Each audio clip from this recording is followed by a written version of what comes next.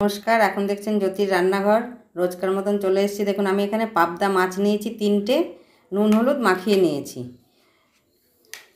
এখানে নিয়েছি একটা পেঁয়াজ ছোট সাইজের কেটে আর 2টো চেরা কাঁচা লঙ্কা।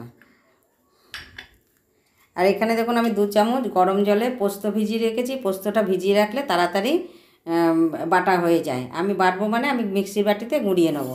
দেখুন এই মিক্সির বাটি নিয়েছি, এর মধ্যে দিয়ে দেবো 2টো কাঁচা লঙ্কা ভেঙে দেবো, দিয়ে আমি পেস্ট করে আপনাদের দেখাচ্ছি।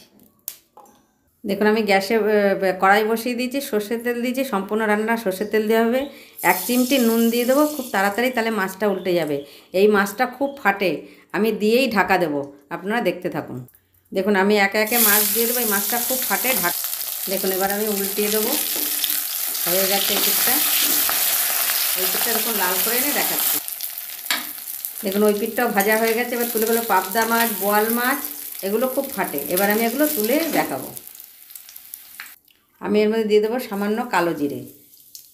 কালো জিরেটা খুব বেশি সময় ভাজবো না। একটা গোটা পেঁয়াজ কেটে রেখেছিলাম, সেটা দিয়ে দেবো। দিয়ে অপেক্ষা করবো একটু হালকা লাল লাল হওয়া পর্যন্ত। দেখুন আর লাল করবো না। এবার আমি এই যে মিক্সিতে পোস্তটা বেটে রেখেছিলাম, এই পোস্তটা সব দিয়ে দেবো।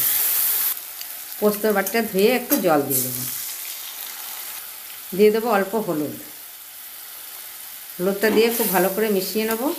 আরও উপকরণ বাকি আছে, দেখতে থাকুন। পাবদা পোস্ত খুব সহজে ঘরোয়া পদ্ধতিতে করে আপনাদের দেখাচ্ছি। খুব সামান্য কাশ্মীরি লঙ্কা দিয়ে দেবো, এটা কালার হওয়ার জন্য।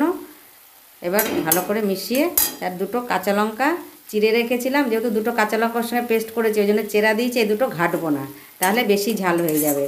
কেন বাচ্চারা খেতে পারবে না বেশি ঝাল হলে। আমার বাড়িতেও বেশি ঝাল খায় না, তার জন্য একটু কম দিয়েছি। আর সকলকে অনুরোধ রইল ভিডিওটি লাইক দিয়ে শুরু করবেন সম্পূর্ণ ভিডিওটি দেখার জন্য। দিয়ে দেবো স্বাদ অনুসারে নুন। একটু দেখে নেবেন, সকলের স্বাদ সমান হয় না, নুন কম বেশি হতে পারে। মাঝখানে একবার দেখে নেবেন, যদি নুন লাগে তাহলে আরেকটু দিতেই পারেন। আমি এটা ভালো করে একটু কষিয়ে নেব।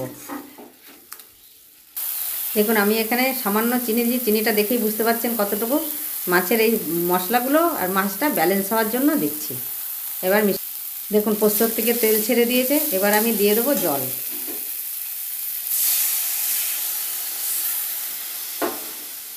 আমার এই পাবদা পোস্ত যদি আপনাদের ভালো লেগে থাকে, লাইক কমেন্ট শেয়ার করবেন। আপনারা একটু পাশে থাকবেন, পাশে আছেন, অসংখ্য ধন্যবাদ আপনাদেরকে। বেল আইকনটি প্রেস করে রাখবেন, অনুরোধ রইল আপনাদের। আমি ঝোলটা ফোটা অবধি অপেক্ষা করব। ঝোলটা ভালো করে ফুটে যাক, তারপরে মাছগুলো দেব। দেখুন ঝোলটা খুব ভালো করে ফুটে গেছে। এবার একে একে আমি মাছগুলো দেব। দেখুন মাছগুলো সব দিয়ে দিয়েছি। এবার একটু মাছটা সেদ্ধ হওয়া পর্যন্ত অপেক্ষা করব। দেখুন এই পর্যায়ে দিয়ে দেবো অল্প কিছুটা ধনেপাতা, ফ্রেশ ধনেপাতা এটা দিয়ে দিলাম। একটু ফুটে উঠলে তখন হয়ে যাবে। আপনারা সকলে পাশে আছেন, পাশে থাকবেন আশা করি। লাইক কমেন্ট শেয়ার করুন। আমার এই পাবদা পোস্ত আপনাদের কীরকম লাগলো আমি নাবিয়ে আপনাদের দেখাচ্ছি। দেখুন আমার রেডি পাবদা পোস্ত। আপনাদের কেমন লাগলো কমেন্ট বক্সে জানাবেন। সকলে ভালো থাকবেন, সুস্থ থাকবেন। ধন্যবাদ।